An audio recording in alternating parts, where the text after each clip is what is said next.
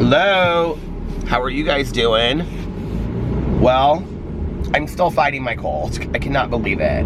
And I'm ready to be healthy and not having a cold anymore. I'm real over it at this point. I actually felt a lot better today and yesterday.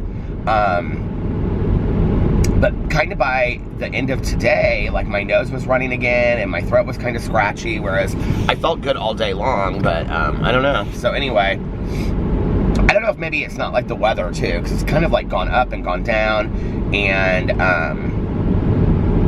it says it's 25 degrees, but I think it's probably closer to like, it's cold outside. It feels cold outside. I don't even want to guess. But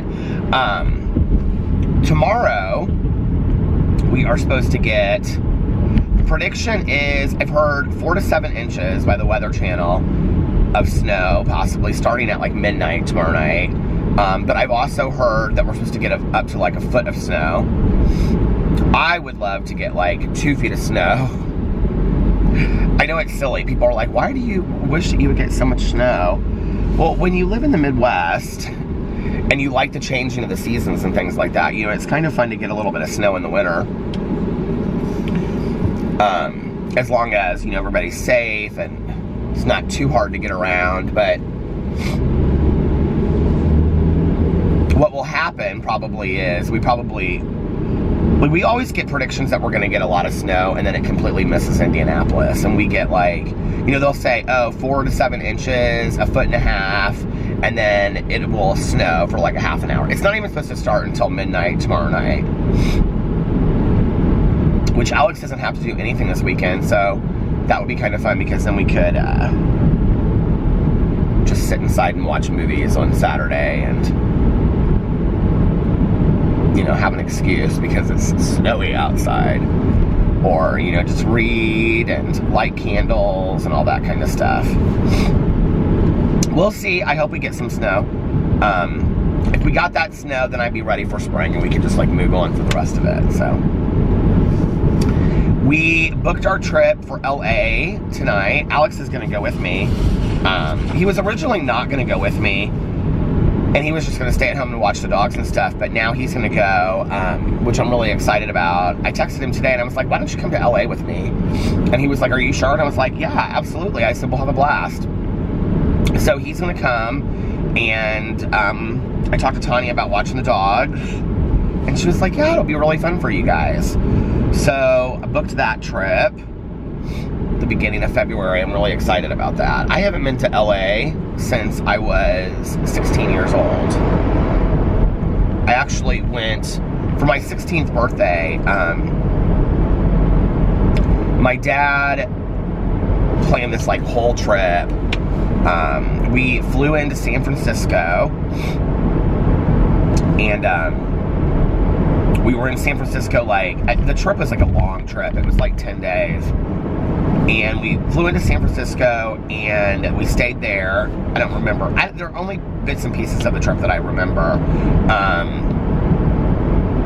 And it wasn't like I was using on the trip or like heavy. I'm sure I drank some of the trip or something, but I don't know why I don't remember only bits and pieces of it. Like, I don't remember being in San Francisco at all. Like, I don't remember where we stayed or anything like that. And then we went to Sausalito, and we stayed in like a bed and breakfast in Sausalito. And then from there, we went to, my dad and my stepmom used to love this hotel. It's not like a hotel, it's kind of like a nature resort that's in Big Sur. I don't know if it's still there or not. I think it is. It's called like Ventana, something like that. It means like windows. I remember it being just absolutely beautiful.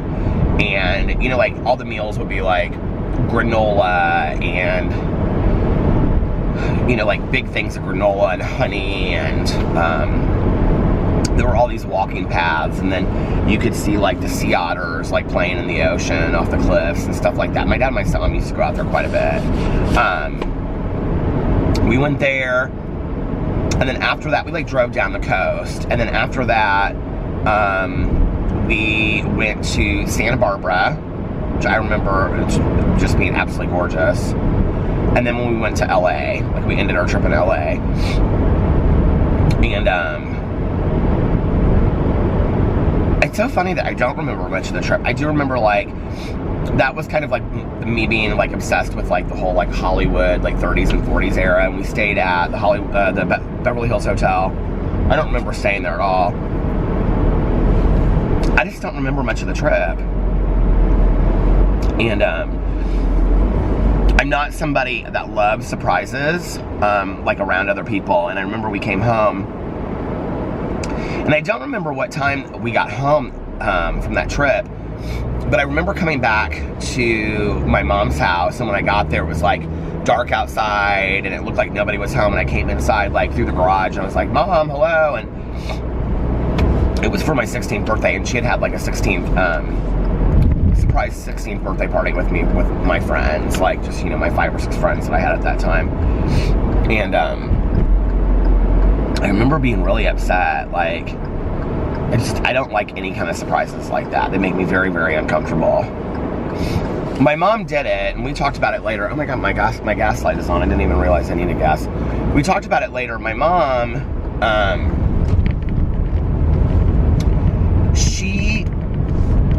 my mom loved surprise birthday parties and all that kind of stuff. And when she turned 16, my grandma had this huge, like, surprise party for her at this place in Indianapolis that's called Hollyhock Hill. It still exists.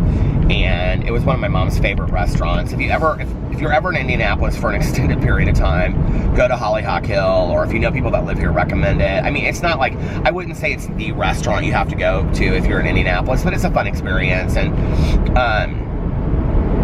if I drive by it later, I usually drive by it when I'm doing my vlog, so if I drive by it, I'll show you guys. It's this little white house that sits way back, and when you go inside, you feel like you're in like your grandma's house or something, and like every table is set completely different with, you know, different plates, and they have like one of those things in the middle, you know, that goes around. What's it called? What's that thing called? Do you know what I'm talking about? That goes around the middle where you can like, you have the bowls on it and then you roll them around. But anyway, they serve everything like family style, like fried chicken and mashed potatoes and, you know, green beans and baked beans and all that kind of stuff. It's real fun. So anyway, my grandma had my mom's surprise birthday party for them there, or for her there. And my mom, I have one down in the basement, one of the invitations. My mom saved them forever. My grandma had these like invitations made for my mom's surprise 16th birthday party, and everybody had to come and they had to dress in like, you know, a little party dress, cocktail dress. And my mom said she goes, she always talked about it. She'd say, I walked into Hollyhock Hill and there were 16 of my closest friends, 16 of her closest friends. 16 of my closest friends all dressed in cocktail gowns. Reminds me of one of my favorite children's books. If you guys have never read this book, you have to read it. Who's it by? I used to know the author. The 100 Dresses. Something Clifford, I think. But anyway, but the book is so hilarious, and it's about, it's kind of sad too. It's about this girl, and she's real poor, and she lives in this hill, and nobody wants to be her friend, and they make fun of her. She's actually kind of like not very nice in the book, and like people say to her, because she wears the same dress every day to school, and they say to her, they go, something about, you always wear the same dress. And she's like, well, I have many, many dresses. I just choose to wear this dress.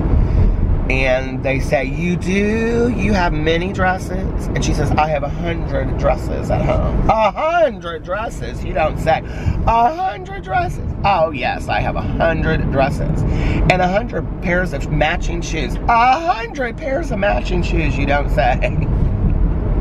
It's like one of the most fantastic books ever. And these girls are real mean to her, and then this one girl feels bad for her, and then she doesn't come to school forever, and people wonder where she's at. And then this one girl that feels kind of sadly for her, she goes up to her house, and it's this, you know, kind of ramshackle deal on the side of this hill, and she goes up there, and the girl's moved, But there's the pictures. She drew all these pictures of these 100 dresses and the 100 pairs of matching shoes. The girl that felt kind of bad for her, she was kind of poorly too, but she didn't want anybody to know it. Basically, that was the Mean Girls of the 30s. 100 dresses, you don't say. I used to love that book.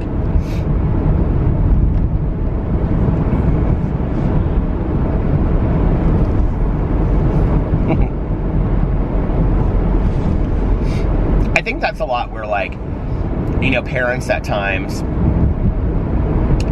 like, they put their dreams and their desires on their children. Like, you know, obviously that was nothing that I didn't need a surprise birthday party, you know what I mean, at all, and I didn't desire one or want one. But my mom, because she had one, I think, she thought that would be, like, the greatest thing in the entire world, you know? I was so mad, I remember. So yeah, Alex and I are going to LA, and I'm really, really excited about it. And I haven't been since I was 16. I don't really know anything about it. Alex has been out there several times in the last couple of years because Sarah, his best friend that just moved back here, she lived in LA for the last 9 years until she just moved back. So he would go out there once a year for, you know, like a week and visit her. And so he's been out there a lot. In fact, it wasn't too long ago because they went to, like, Sir and Pump and all that kind of stuff. He did say tonight, because Alex is like an avid watcher of Vanderpump Rules, he's like, I really want to go see Tom Tom, which is like the new bar that they started in there. So I think we're going to probably do that at some point. And then my brother-in-law and his girlfriend may come up from San Diego for a night. And yeah, it'll be fun. And then I'm doing some YouTube stuff too, so I'm real excited about it. It'll be really fun. There's a lot of things I want to see. I want to just kind of walk around and see, like, a lot of, like, you know, the Hollywood stuff that I haven't seen since I was 16. Like, I kind of, like, remember seeing some of it. There was a day that, like,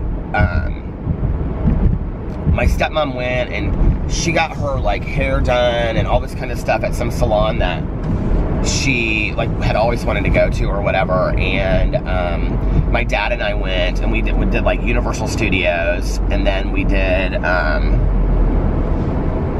like, we walked around Rodeo Drive and, you know, did the, what's the theater where all the stars are in front of it. We did all that kind of stuff. And that was fun, you know? Like, I remember doing a little, I remember Universal Studios, and it's so weird to me that I only remember bits and pieces of that trip. I wonder why that trip. Because most of our trips that we ever took, I remember pretty vividly. Anyway, I don't. I still have not finished my book yet. I have an hour left of it. I thought I had an hour left of it last night, but I had 2 hours left. So I have an hour left. I'm going to finish that tonight, and then I'm going to start tomorrow, The Stranger Beside Me, unless I have enough time tonight, and then I'll start listening to it tonight, because I was talking to Mel from the book club, and she said that there are, like, tons of new people in the thread that are, like, commenting and talking about the book and all that kind of stuff that have never been there before, and she's, like, really excited about it. So I was like, okay, well, I need to read the book so I can participate in those threads and that conversation as well. So I'm really excited about that. I'm happy that people are participating in it. It's fun, you know, it makes it more fun, like, when you're, like, talking about, you know, I'm not big in commenting on the threads because I do the live stream and stuff, and so I kind of leave it up to everybody else, but, yeah. So we've got some fun stuff coming up. We're going to LA, that's in February, and then Ultra in Miami with Jason and Melissa, and then Mexico right after that in March. And then April and May will be here. May is a huge, like, that's a stay around Indianapolis month because of the race and all the race parties. And May's a huge month to be in Indianapolis. Like, there's so many things that are going on here. It's like a really fun month to be here. And then June is our birthday month, and we don't plan any trips or anything. We usually go on a trip for our birthday, but Alex was asking me the other day how I would feel about going to San Diego to visit Fufu and his girlfriend.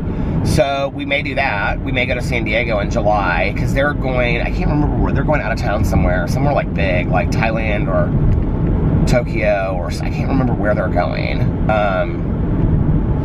But they're going for a long time, and I think they're going in June or May, maybe. So they said July would be a good time for us to come out there. So we're thinking about possibly going out there in July, which would be fun. And yeah, got a lot of fun things coming up.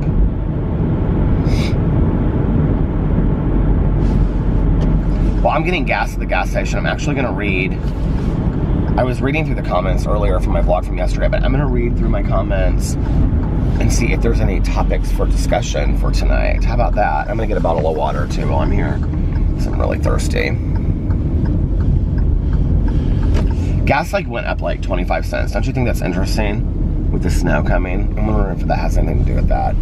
Although, you know, like, they're not allowed to do that, but I think they do anyway. Okay. I will be back in just a few minutes. Bye. All right, I'm back. Oh, just hit the windshield wipers. Oh my God, we got laughing so hard in there. The guy that worked at the gas station, because oh, here's a better Kleenex. I know him from when he worked at McDonald's down the street. He's worked here now for about, you guys probably know better than I do, because I've talked about it on here. I don't know, 4 or 5 months. But he used to be the manager at McDonald's, where I used to go and get my Diet Coke. Oh, I'm sorry, you guys, about the cough drop. I know people hate when I'm chewing the cough drop on here. I'll finish it real quick. But anyway, he was talking about, I said something about, did you hear that we're supposed to get a bunch of snow? And he said, yeah, we're supposed to get, he said 4 or 5 inches. And I go, well, I heard more than that. And he goes, did you hear more than that? And I said, yeah. I was gonna clean out this little side panel thing. I'm trying to keep this car so clean for when I turn it in. Hold on just a second.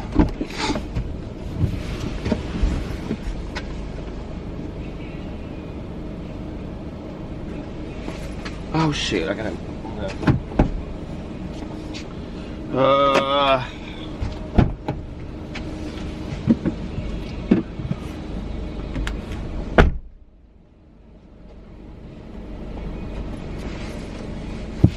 okay, so anyway, he said, when he was working at, well, I guess he said he was working at Denny's and not McDonald's, but he said that he's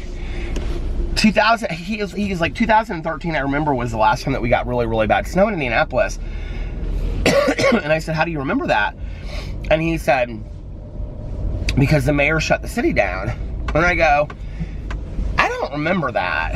And I mean, that kind of stuff in Indianapolis, like, rarely ever happens, right?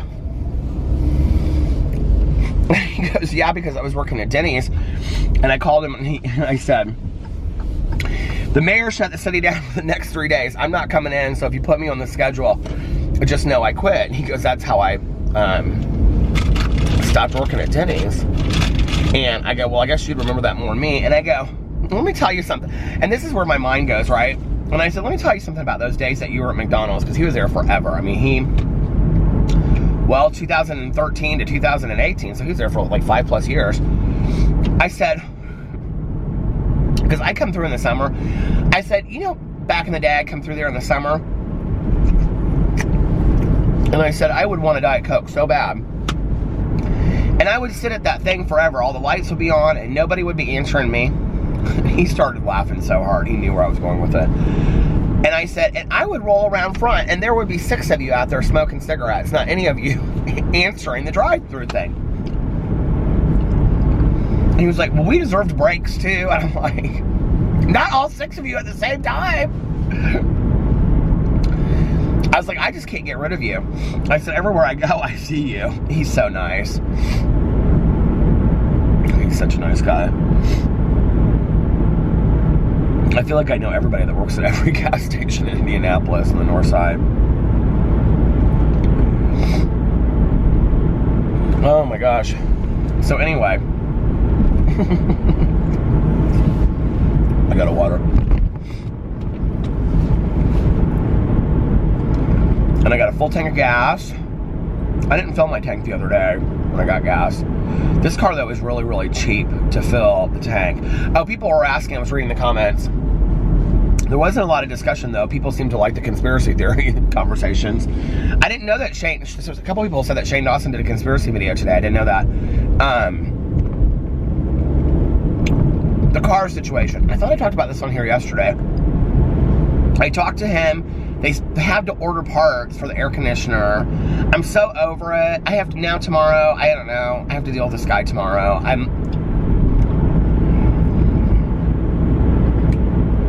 I'm not super happy about where it's at getting fixed right now. I'm trying to stay positive about it. I feel like they've made a lot of excuses and they've had my car for a really long time. So Peter's gonna have to be assertive tomorrow.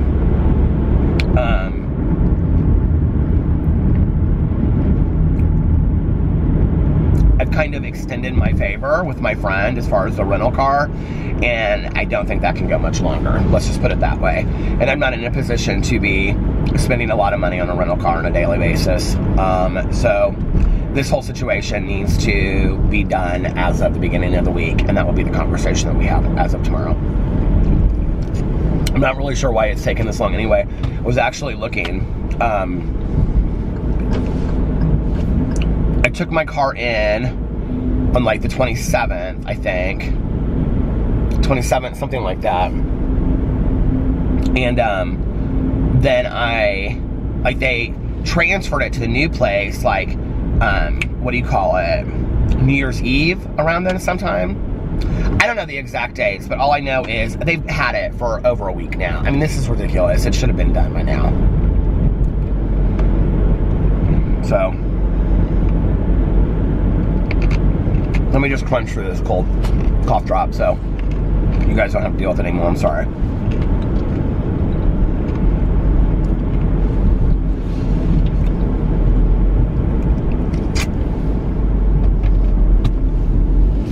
That water tastes so good. This girl is kind of like really close behind me, which I really wouldn't care, except for that I saw her 2 lanes over from me and she was like this. I really don't want her right behind me if she's gonna.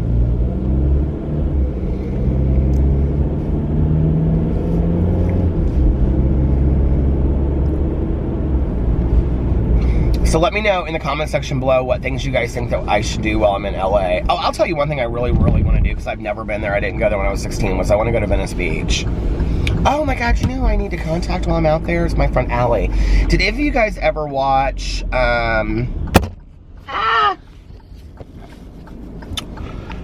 did you guys ever watch the show, I think it was on AMC. It was called Freak Show, maybe? But one of my really, really, really good friends, I don't think I've ever talked about her in here. Maybe I have.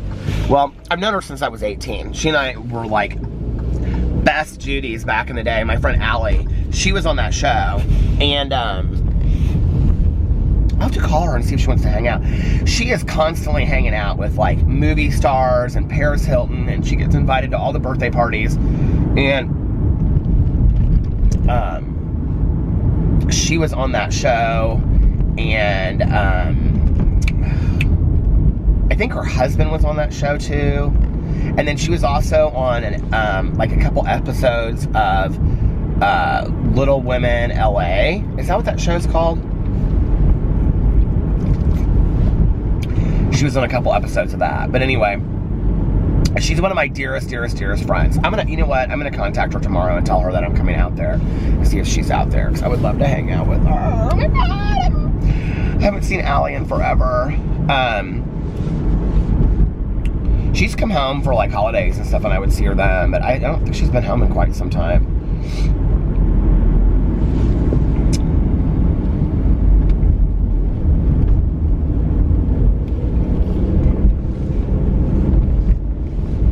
And then one of my good friends, my friend Liz, she'd been in a couple of my vlogs that came to visit, Tanya and I don't know if you guys remember that. That was like a year ago. Her brother lives in LA.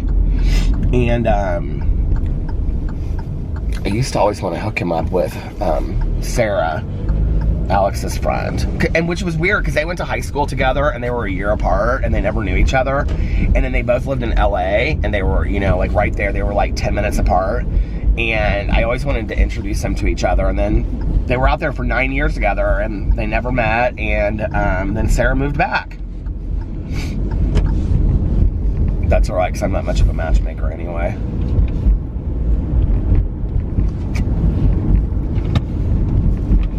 So let me know some things that you think I should do. We're not going to be out there for a super long time. We're going to be out there for like 4 days.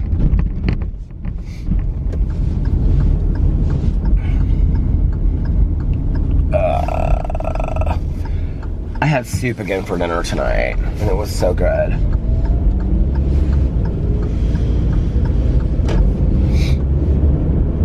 And I got some pasta salad from Whole Foods too. And it was like towards the end of the night, but it wasn't like the end of the night. And I got it home and it was kind of like crusty. I was like, I couldn't even eat it. I was like, you know, this is really expensive pasta salad, Mr. Whole Foods, for it to be kind of like crusty and dry. It was gross. Like I couldn't even eat it. And I watched The Innocent Man. Alex went over to his friend's house just for a little bit after he got off work, a friend that had a baby. She started a fashion like blog, and she like right away got like all of these. She's kind of been in the industry for a while, but she, that made it sound so phony, didn't it? I mean, not like that. I mean, it's not like she's a fashion noodle or anything like that. But anyway, she's real excited about it, and she's doing a photo shoot tomorrow. And so Alex was like, you know, he loves all that stuff. So he went over there and helped her pick out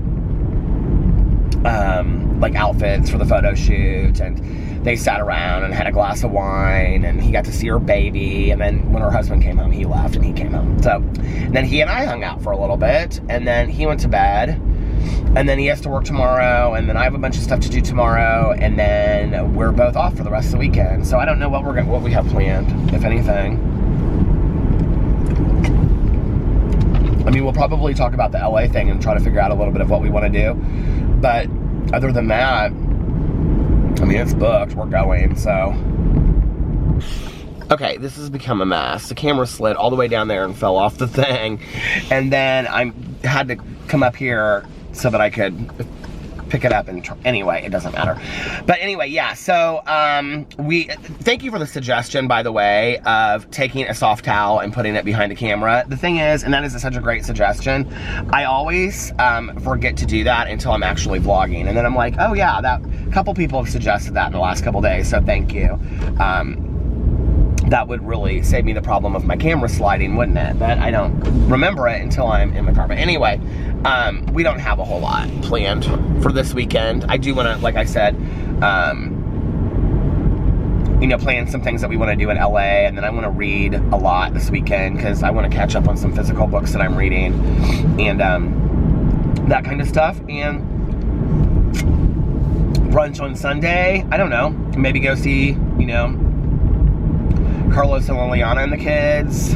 I don't know what else. Not really a whole lot. Stick around the house. It's gonna really have a lot to do with how bad the weather is. I can tell you, like, when the weather gets really bad, like Alex he hibernates. He does not like to go out of the house. He doesn't enjoy the weather. He doesn't enjoy the cold. He hates it. He hates it. He hates it. He hates it. So, good reason to be all romantic and stay in the house and light candles and stay warm and cozy and watch scary movies. Maybe that's what we'll do, is watch scary movies. I have wanted to see Melissa McCarthy on Life at the Party forever, and tonight, I totally forgot that's what I was going to watch. I watched The Innocent Man while I was eating dinner, but I was going to watch what do you call it? Life of the Party with Melissa McCarthy. I want to see that so bad. And it's on cable now, so I can watch that. But anyway, so yeah, just kind of hang around the house this weekend and stuff. when I was reading the comments earlier, you guys really liked the conversations about conspiracy theories. It's interesting because there's like not, I mean, when I read a lot about like stuff that happens in the world, there's things to talk about. But as far as like in Indianapolis, there's not a lot to talk about. I mean, there's not tons of conspiracy theories. I will show you something. Well, I don't even have to show you because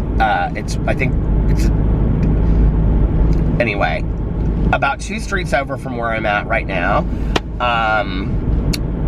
which is, I would say, 5 minutes in between both Melissa and I. This story is so creepy, you guys. This preacher and his wife on Christmas Eve, like, they went and did the Christmas Eve service, and then these 2, like, teenagers, they came to rob the house. Apparently they had, like, some vendetta against this preacher and his wife, this minister and his wife. I think they killed both of them. Supposedly they beheaded, like, one of them and put the head underneath the Christmas tree. I mean, this is, like, legit a true story, you guys, okay? And then this happened, like, this would have happened when my aunt lived right over there, too. And I just had the weirdest feeling. The weirdest thing. I was like, what if, when we were over at our friend's house and I had seen those people in the back, we had seen those people in the backyard, what if that wasn't Thanksgiving? What if that was Christmas Eve and it was all of that? But anyway, that happened like in the 80s, I think, early 90s. That Melissa brings it up all the time. And because it happened literally like 4 streets from both of us. And I mean, I drive by the house every day. Like, literally, I drive by the house every day. I can't tell you how many times I've driven by the house vlogging. Like, I drive by that house vlogging all the time. So anyway, I think they killed one of the animals too. Like, they killed a cat or something like that in the house. It's really tragic. It's really sad. I don't know much about that. I tried to look the case up one time, but I couldn't find out a whole lot about it. There's that. I mean, there's always kind of like sad stuff like that. There's the House of Blue Lights, but I don't really know a whole lot about that. Well, the Baumeister Mansion. Now, the thing about the Baumeister Mansion is, if you watch, this is where it got real freaky for me when I was out there, was that when you watch the documentaries, okay, about the haunting of Fox Hollow Farms, which is, yes, not the greatest documentary in the entire world, but I personally really enjoyed it because I knew the subject matter. I cannot even watch those documentaries anymore. They scare me so bad, you guys. But when you watch those documentaries, there's a couple of them that talk about the way he died and things like that. It's also been insinuated that he wasn't working alone, that he had somebody that he was working with that's still out there. And, so if you're new to my videos and you don't know about all this, there was a serial killer in Indianapolis and his name was Baumeister. And he was also known, so his name was, okay, I have to just tell you guys this on a side note. So, I'm listening to this fiction book by Karen McManus called One of Us is Lying, and it's this young adult book about this like murder that takes place, right? But you know, I've been reading all these true crime novels. Well, one of the things that the investigator in Evil Has a Name, the book by Paul Holes about the Golden State Killer, says is they talk about the marketing of a serial killer, okay? And that it's really helppful to police if the serial killer is given a name.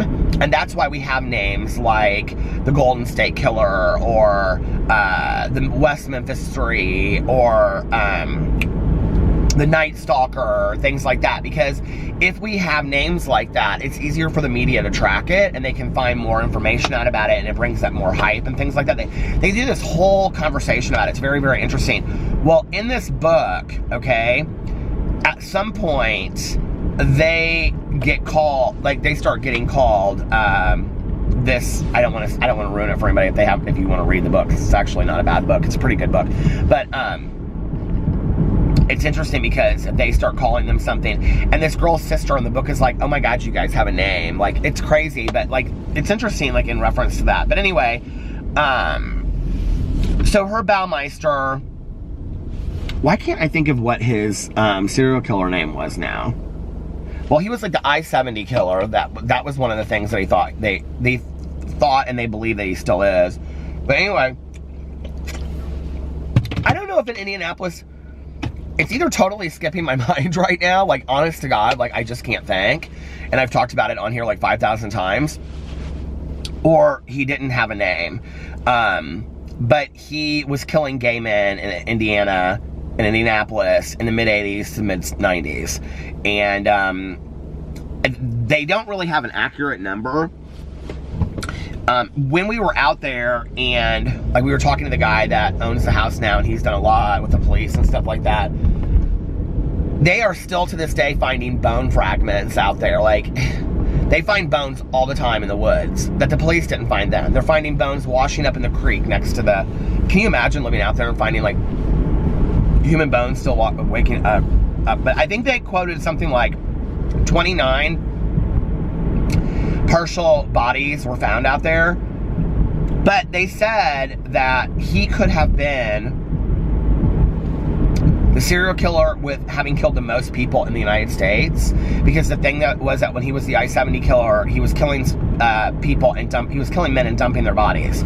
So they have really no idea how many people he could have killed over time, not to mention that he was burning the bodies and dismembering them, and so they really have no good recollection. One of the really, really sad things is that a lot of these bone fragments and bodies that they have, nobody ever came forward and tried to claim. Like, nobody put out missing people reports or anything like that. And a lot of these gay guys that were in Indianapolis were people that didn't have families, you know. And you think about at that time, like the mid-80s, you know, I mean, still today, obviously, we have families that aren't accepting of gay, you know, or gay men and lesbians and, you know, the LGBTQ plus community.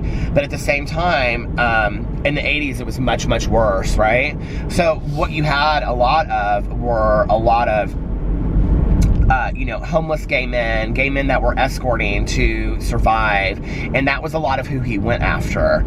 And so he went after people that nobody would miss, if that makes sense, which is very sad. And so it's, you know, that whole case is, I don't know, when I think about, like, I wanted to do a documentary in 2019. Have I talked about that? How I've wanted to do a documentary on here? Okay. Well, I talked to my friend about it that is a filmographer, and that's what he went to college for.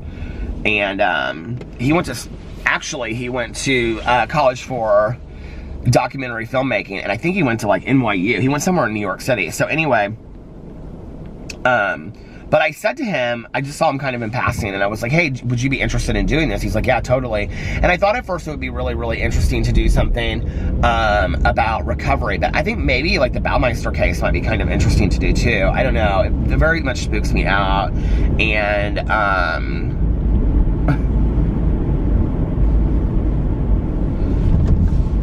I've had some people share some things with me that are kind of a little creepy about that whole story. I don't know, I'm kind of like ready to just leave that in the past. So, but I'm going to talk about it on here tonight. What's interesting, though, about that case is, from a conspiracy theory point of view, okay, is that when you go and you look at the details of the case, and him killing these people and whatever, if you look at, like, the police details, okay, that's enough to creep, I think, any person out. It's so strange and it's so out there. And the fact that he, just nobody knew. When you look at pictures of him, I mean, he was creepy, you guys. Like, he just was. And I remember back in the day, so one of my very good friends, she was a co-counselor. She and I were both counselors together at the same time. And we were talking one day, and her parents had a lake house literally right next to their lake house, okay? And I remember saying something to her about it, and she said, oh my God, I used to see him up there all summer, because I used to think it was so weird because he would, like, never wear shorts or a bathing suit. He would always have on, like, long shirts and long pants, and he just would real different, right? She's like, he was creepy. Like, you would have known it if you met him. And I go, really? And she goes, oh yeah, he was like real creepy. It didn't surprise me at all. And it's just real sad, which is like, that's actually where they found him. They didn't find him. Like, he had taken his son up there, and that was when his wife called the police because she was terrified for her son's life. And so she called the police, and then he ran to Canada. Okay, so this is where it gets weird. If you've watched a documentary, okay, on it, I don't remember which documentary it is, but I think it's The Haunting of Fox Hollow Farms. It's on YouTube. It's horrible, you guys. I'm just going to tell you right now. Don't come back. It's scary to watch by yourself, but I'm telling you, it's like not like the most highly put together documentary, but I liked it. I enjoyed it because it was about something that I, am interested in. So anyway, this water is so good. It's actually making me feel 100% better. Okay. Although I will tell you, the best I have felt the last couple days was when I got that medicine ball drink from Starbucks. And I'm starting to really think that that had a lot to do with why I felt better. So, at the end of it, okay, he has like, supposedly he had all these like videotapes. Like, he had videotaped a lot of it. And he gets pulled over, I think, okay, if I'm getting the story right, he gets pulled over by a police officer in Canada, okay? And she sees this bag of videotapes in the backseat of his car. But she doesn't try to search it or anything like that. She just lets him go, okay?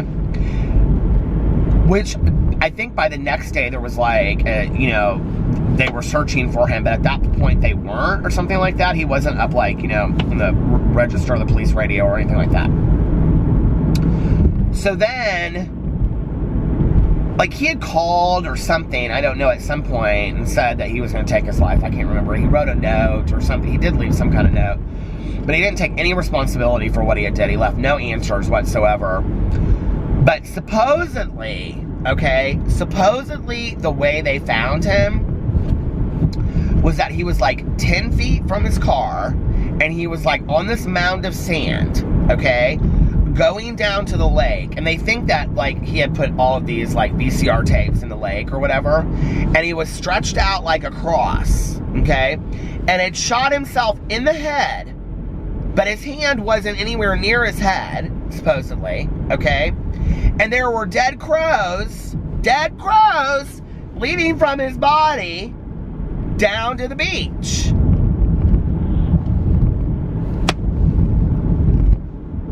And if you watch the documentary, you'll know what I'm talking about, because they talk about it in there.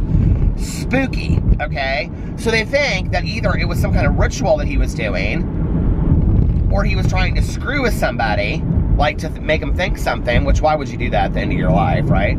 Or three, he had an accomplice, is the other thing, that was helping him with all this kind of stuff. I don't know, it's just so weird and so creepy when you think about the whole thing. And when we went out there, these paranormal investigators that we were with, these people were so nice, you guys. They were so nice, but you could kind of tell that they had seen some stuff that was very spooky, and they like diehard believed in this stuff. Like Melissa and Aaron, they didn't believe in this stuff. I mean, they just really didn't. I mean, they go on all of the ghost hunts and they're so into it, but like Melissa is like the world's biggest skeptic in the world. You can just tell she is, but she loves doing it anyway. Now, I knew the story, and the way the whole thing got very interesting for me was that,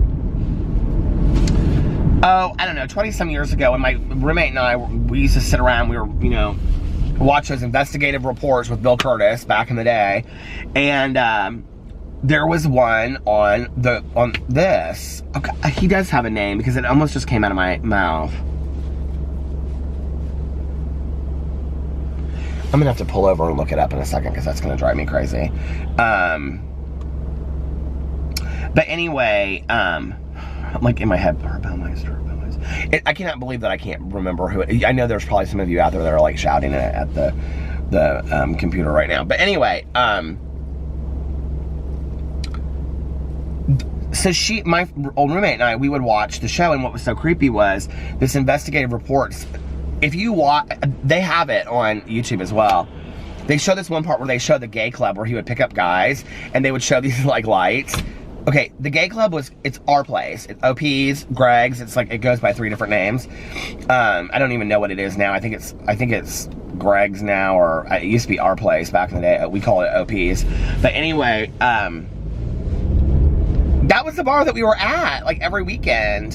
And then, like, the story just kind of, like, morphs over time, you know? And then when Tanya and I were standing outside that meeting, and that guy was like, don't you remember we went to his house for an after-hours party? I was like, no.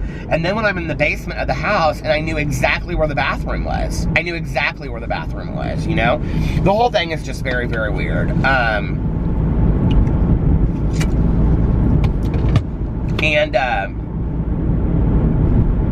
I don't know. There's that. And then, what else is there in Indiana? Well, very few people know this, but you guys know that Jim Jones is from Indiana. That if you watch that documentary about Jim Jones, it was interesting because Graveyard Girl was tweeting out about something to do with that, and I think she was watching the same one that I had watched. But Tanya, like, her aunt or something, like, worked for Jim Jones. Like, she knew, like, she, like, knows some, like, his, the whole, I don't know, the whole thing is very weird. I'd have to get Tanya on camera and have her talk about it, because she, like, knows a lot about that case. But that's from Indiana. And then, it slid again. Okay. I kind of wonder sometimes with the true crime stuff, you know, I was thinking, if I get it from, like my dad and my grandfather, you know, my grandfather was a homicide detective, and, solved, like, this murder case in, you know, Fort Wayne, Indiana. And my dad was telling me not too long ago that he was like, there's this whole article in True Crime or True Detective magazine or something that was written up about my grandpa. And I have always gotten the story wrong. Like, I thought that, I don't know, I thought he was, like, out in this boat, and, like, it just kind of, he figured it out and it came to him. My dad told me that he and his friend, like, they were working on this case, and so they were fishing out in this boat, and my grandpa looks over, and this hand is sticking out of the water. Can you imagine that? Oh my God. So anyway, and that my grandpa was in the magazine True Detective or True Crime because of that. Okay, Herb. Oh my God, it comes right up. Here it is. So spooky. You guys want to see what it looks like? Okay. Herb Baumeister was an American man who was suspected of being a serial killer. A resident of Westfield, Indiana, Baumeister was under investigation for murdering over a dozen men in the early 1990s, most of whom were last seen at gay bars. Police found human remains on Baumeister's property and issued an arrest warrant, after which he fled to Canada and subsequently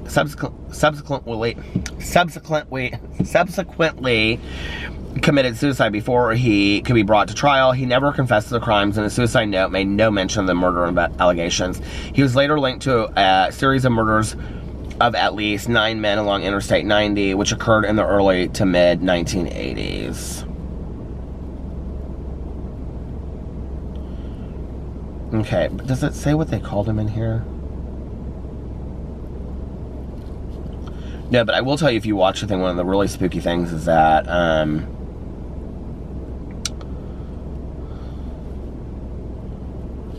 this friend of one of the victims, like, lured him, like, to his house because he was, like, trying to catch him. Can you imagine putting yourself in the hands of a serial killer and not telling anybody? Like, I would be terrified.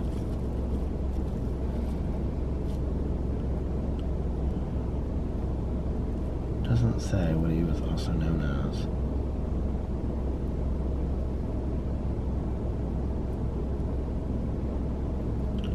People also search for the highway killer. Oh, the I-70 Strangler. Oh my God, here underneath here it has,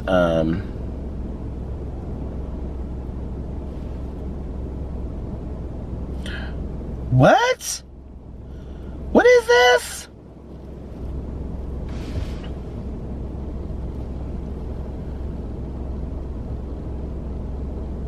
did I just find out more about this?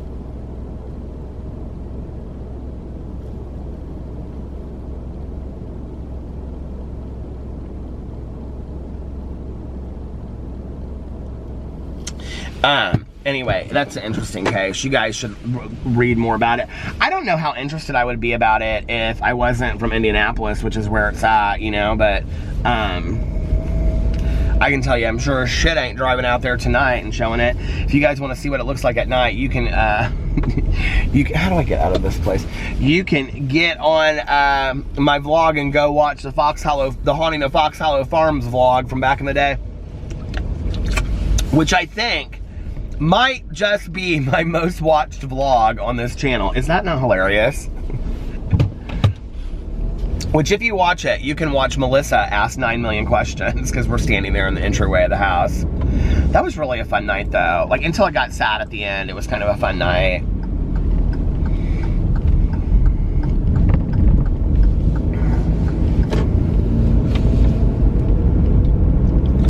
We got there at like, oh God, I don't even remember what time it was now, 6 or 8 or something like that. And New Age People, which is right over there, which is like this New Agey kind of place. I had gone there and I had gotten some crystal for protection, and I had got like that sage spray, and I was wearing my cross and my St. Christopher medal. And I was like, I'm not being had by no spirits. Like, I joke about that stuff, but you guys, like, I'm serious. Like, I believe in that stuff. Like, I really do, right? Melissa was so mad at me on the way home. She totally thought because I sprayed so much of that sage that we didn't see anything. I was like, Melissa, come on now. So anyway, but I remember I picked them up. It was so fun. And then we went to the gas station to get drinks. And Melissa had like bought a whole cooler of food. And I was like, Melissa, why are you bringing a cooler? She's like, that's what you do on ghost hunts. I was like, do you really? She was like, yeah. So then we drove out there and we were waiting. And I'll never forget, like, when we were sitting there, and I knew it was going to do that. So we were standing out there, and there were like, how many other people were there with us? So it was me and Melissa and Aaron, and then that dude and his girlfriend, that was 5, and then their friend, and then those other 2 people. I don't know, there's between 8 and, I think there's like 8 of us total.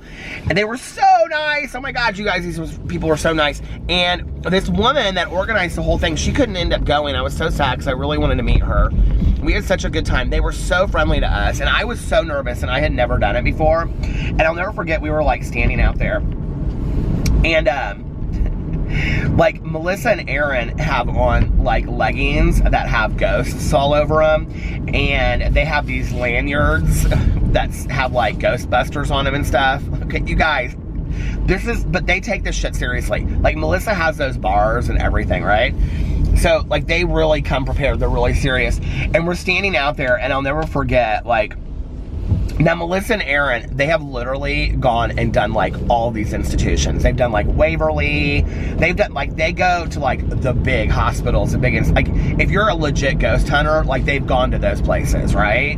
And they've done like, I don't know, 5 or 10 of them now. So Waverly Hill Sanitarium, that's the last one they had gone to when we were there. So we were standing out there, and this guy and his girlfriend are looking at Melissa and Aaron, and I'm kind of like, oh my God, they are totally not taking us seriously whatsoever. The reason that we had even gotten invited to go on it was because they had seen somebody had seen that I had done a video. This is so weird, you guys. I had done a video on my Peter Monn channel called I Met a Serial Killer or something like that, about how, like, I had supposedly met this guy maybe, and that I didn't remember it. And I actually did 2 different videos about it. And so they contacted me because they were like, we think if you had any kind of contact with him, maybe you'll conjure something up there.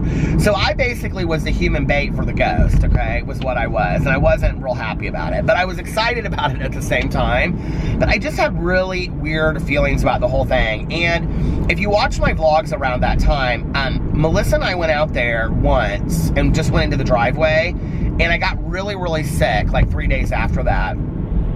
Then I went out there by myself and I drove around like the driveway one day. This was before we did the investigation, and I got really, really sick again. If you go back and you watch the vlogs, it's back that happened. So I was really afraid of like getting sick again, because I think that I'm really like in tune with some of that stuff. So I can't tell you how many times a day I get messages from people that are like, did you see this? Did you see this? Or you really are psychic? Or are you really psychic? I'm like, no, we'll see. But so anyway, I was kind of freaked out by the whole thing, and I was really nervous, and I'm very innocent, and I'm like, you know, this is my first ghost hunt, and I'm talking to this guy and this girl, and they're being really nice, right? But they're kind of like looking at Melissa and Aaron like, who are these two chicks you brought with you, okay, that think that this is like a Halloween joke, and that we're, you know what I mean, like this is some kind of like funny 80s horror movie. And so the guy's like, is this your first like paranormal investigation? And I was like, yeah, it's mine. I said, I've never done this before. I said, I'm nervous as hell about it. And at that time, Melissa pulls out a part of this, what do you call it, cooler. And I'm thinking, oh my God, here she's coming out with treats now. They're gonna think that we're totally like the biggest fools in the world for having treats. Because she had all kinds of treats, you know? And they just kind of look at it, like she puts it like on the ground, they just kind of like look at it. And he goes, have you guys done paranormal investigations too? And there they are standing there, and they're like Ghostbuster lanyards, and they're ghost t-shirts on too, you know, and all this kind of stuff. And Melissa and Aaron kind of look at each other and go, us?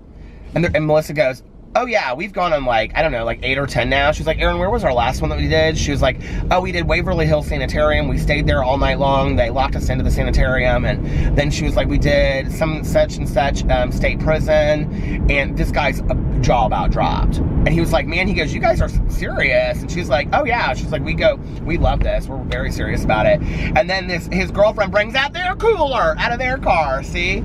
So that's what it's all about. You got to bring a cooler, I guess, of treats if you're going to go on a paranormal investigation. So they were so nice to me, but it was just kind of like, that was the icebreaker. We were all like in the driveway, and we're all standing out there. We couldn't like go anywhere near the house. We were kind of like told not to go near the house until like the owner came out and took us inside. I have to tell you, I have never been so creeped in my entire life until like we were literally like walking up to the house, because I can't remember what time it was that we got there. It was in the summer. It was nice. I think it was in the summer.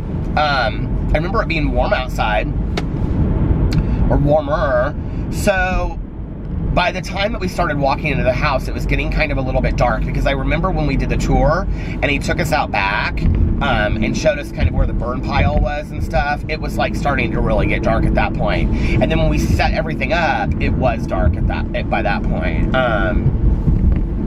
And I think we started setting everything up about 8 o'clock. Maybe we did the tour at 6 o'clock, and then it went until, God, we couldn't have been out there 6 hours. Were we out there 6 hours? Or longer than that? Because it's like, I think we left there about 2 o'clock in the morning.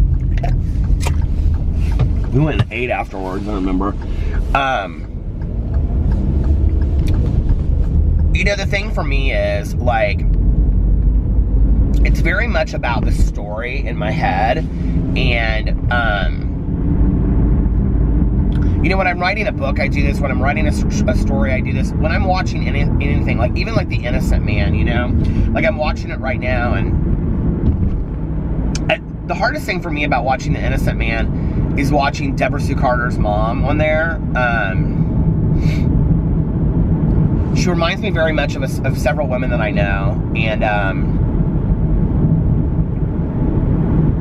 if you guys don't know what I'm talking about, there's a part at the end. This won't ruin it for you. I wouldn't ruin the show for somebody.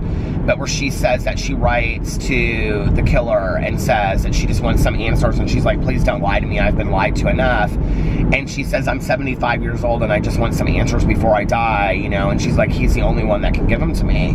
And, you know, I thought, like, God, like, here is, I mean, talk about the human experience, right? Like, here is the mother of the murdered victim that happened, like, in 84, and it's 2018, and I don't know when it was that she was interviewed for this, but, 2017 or something, and she's reaching out to the killer and saying, let's just cut the shit. Just tell me what I want to know. Don't lie to me. I want to know what her last minutes were like. Like, you know what I mean? Like, can you even imagine?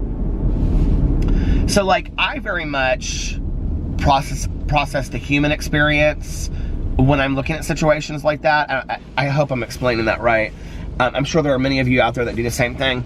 So when we drove onto the property, and I had said this to Melissa before, the time that we drove out there that I got sick, I said, when you drive off, okay, you have to remember back then, out there now, if you've ever driven by the estate, out there now, there's housing additions built all around it. But back then there was nothing. It was just that. It has horse stables and now too. It's beautiful property. I don't know how anybody lives there. I think it's spooky crazy. I would never live there. And they swim in the pool. They legit swim in that pool, you guys, okay, where he killed people.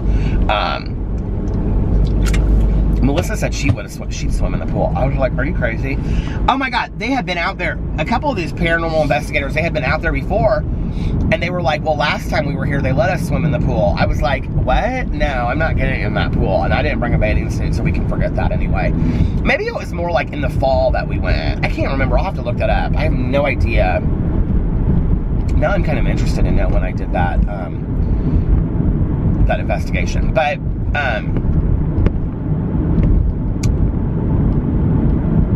I remember when we drove into the property the first time, Melissa and I said, can you imagine,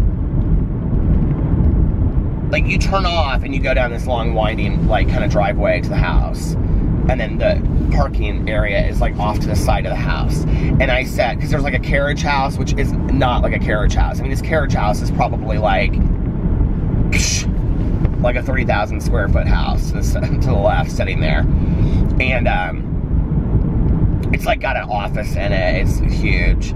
That was like the one place we weren't allowed to go, which I thought was really interesting. But I said to Melissa that day that we pulled on there, I said, can you imagine like what if this was this was the last thing you ever saw? Like this was the last time, like that you were out in the open and then you were gone forever. Can you even imagine? And I remember when we walked in to the house that night, we walked in through the front. And this was the first weird feeling that I had about I had this weird feeling and you couldn't see, this was the thing, at that point you didn't really have a good feeling for how the house was, that there was the garage is there, but then it just kind of ended, right? And I looked at Melissa and I remember, and I said something later about, that was weird that we came in through the front door or something like that. And then when we were in the basement later, they said something, I don't remember, but he said something about how he would bring people around the side and all that. But anyway, it was just so creepy out there. So creepy, but so normal at the same time. At one point, we were all just standing around in the kitchen. And I remember this is the kitchen where they live and stuff. And we were just standing around the kitchen talking, and Melissa had asked to see, he had this big binder that had all the police information on it, and he had pictures from the house, and he had pictures of the burn pile, pictures of the bones they found. I don't know why you would keep all that stuff, but anyway, and Melissa was she wanted to see the book, so we were standing there in the kitchen, and there was 6 or 7 of us, and we were all just kind of sitting around, and Melissa legit looks at him and she goes, do you care if we order pizza? I was like, Melissa, we have enough snacks, I think, right? She was like, what? She's like, I'm really hungry for pizza. She was like, no, it just doesn't bother her, any of that kind of stuff. I will tell you the other thing that's really weird about that house is that the house itself has a lot of tragedy. It's not just with him. They were not the ones that initially built the house, and I didn't know that before we went out there and did the investigation. The house was actually built for this guy who I think was a doctor, and they're all dead now, but he built it for his wife, and then something very tragic happened in the house when they lived there and they moved out, and that's how the Baumeisters moved in there, and then that tragedy happened, and then there was somebody that lived in there after that, I believe, that something else happened. It's like all this sad shit that happened.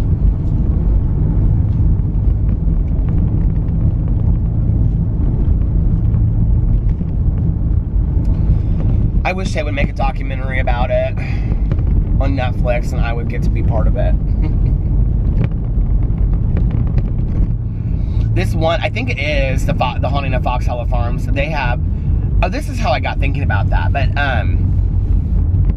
they have all these people that go out there, psychics and all kinds of stuff. But there was this woman that lives in Indianapolis. Now, I'm not going to say that I have ever been to her, because I haven't. I don't know anything about her. I will just say that she supposedly is like the psychic to the movie stars, and I personally have heard from people that I know that she's not the greatest thing in the world. But that's all I'm gonna say. She's actually in that documentary. Supposedly the wife, who we never met, of the guy that owns the house, we heard her. She was upstairs, and he was like, say hi, and she was like, hi everybody, and she was like watching TV up there, and she's like, I'm just gonna stay up here. If you guys need something, let me know. And we're like, okay. Can you even imagine? It was kind of weird.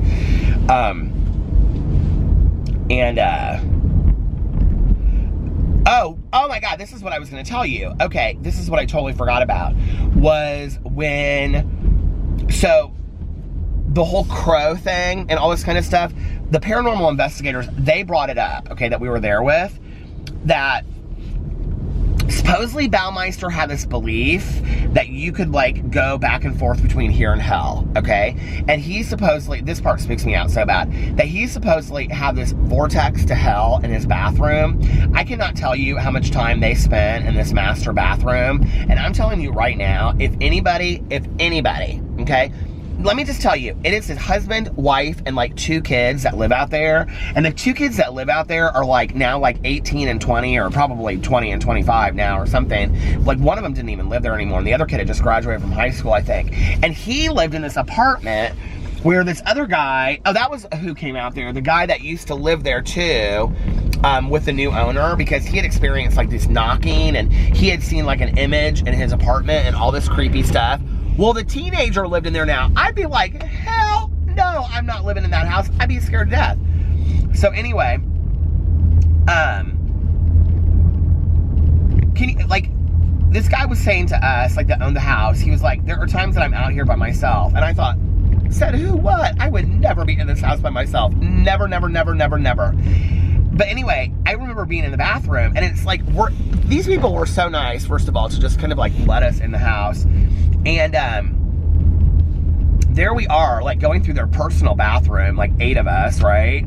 And they're setting up all kinds of cameras and motion sensors and all kinds of stuff. Motion sensors and all kinds of stuff.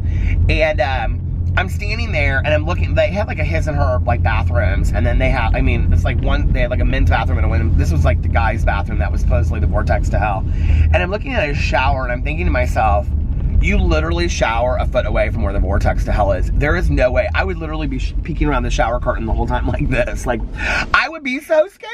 Would you not be so scared? Oh my God. So anyway,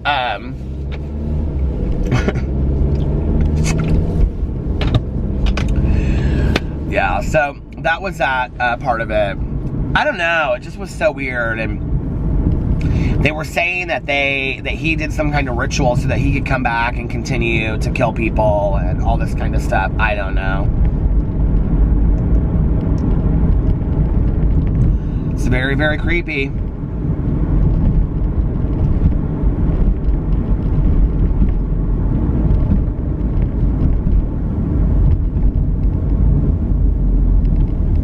It's creepy when you think about like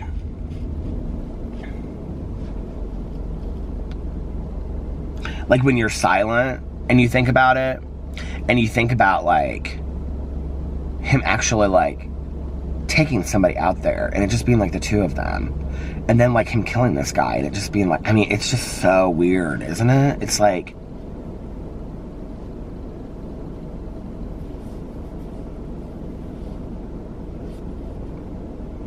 Have you guys watched The Innocent Man, this John Grisham thing? It is so, like... You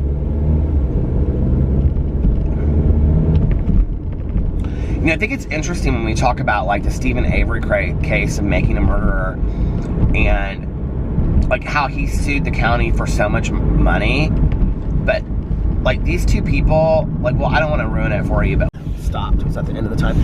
I don't want to ruin it for you, but, like, they lost a lot more than Stephen Avery did. And, I mean, it's almost same kind of situation, almost identically. And, better open the cap to this.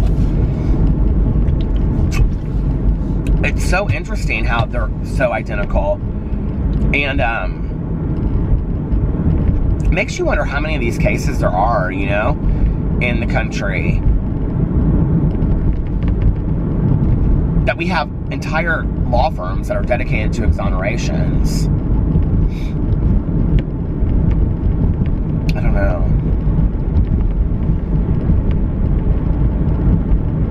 That was one thing that my mom never liked to talk about. You know, she never liked to talk about this kind of stuff. It always kind of really weirded her out, really creeped her out.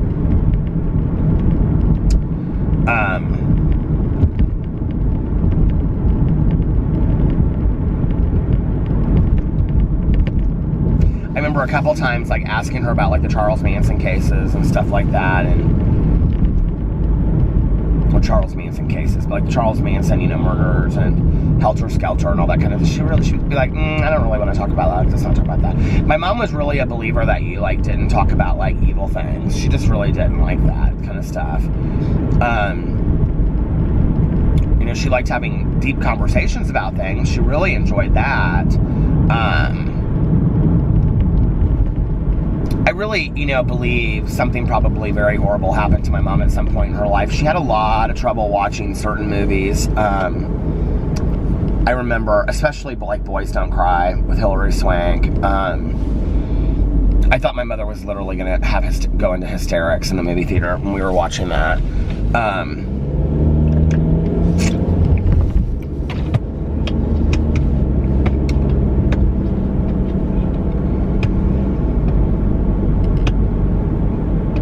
Do you think that we are the sum of our experiences? Like, you know, do you think that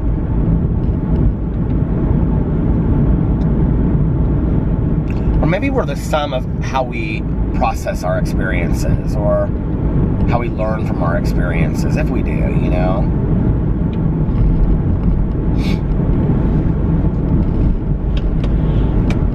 You know, it's interesting, I wonder sometimes, like, if there are just bad things that occur in the world. Like, you know, it's easy to sit here and say,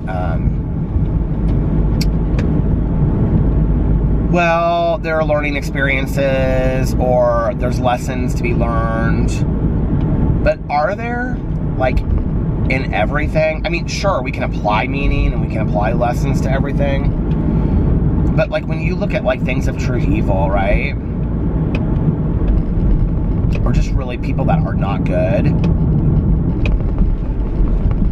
Like, if you encounter that, I'm not saying for them, like, their lesson or whatever. Hell, I don't know what their lesson is, but, you know, what is our lesson? Forgiveness?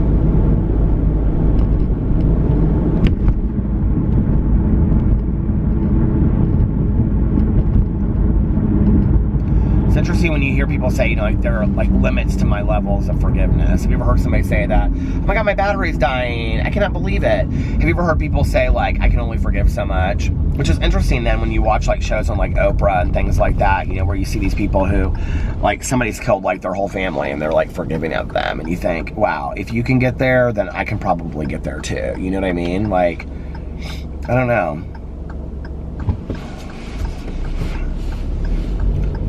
I think in 2019, I really want to look to some stories of inspiration to motivate me. Like, I really want to be motivated and inspired by the human experience of people that have really lived some lives, you know, and learn from that and take from that. I think that's one of my goals of 2019, and to really feel inspired by other people's experiences I want to read a lot of books like that this year, so. Anyway, I better stop this now. I can't believe I went on and on and on about that Baumeister case for so long. I'm sorry, it was probably a little boring. Or maybe not, maybe you guys enjoyed it, I don't know.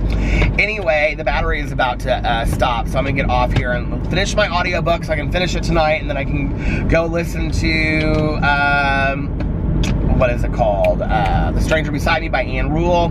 Hey, listen, if you wanna join our true crime year, because we're doing a year of true crime on Peter's Book Club, it stopped, so I'm gonna bid you good night. I love you, and I'll see you tomorrow. Bye.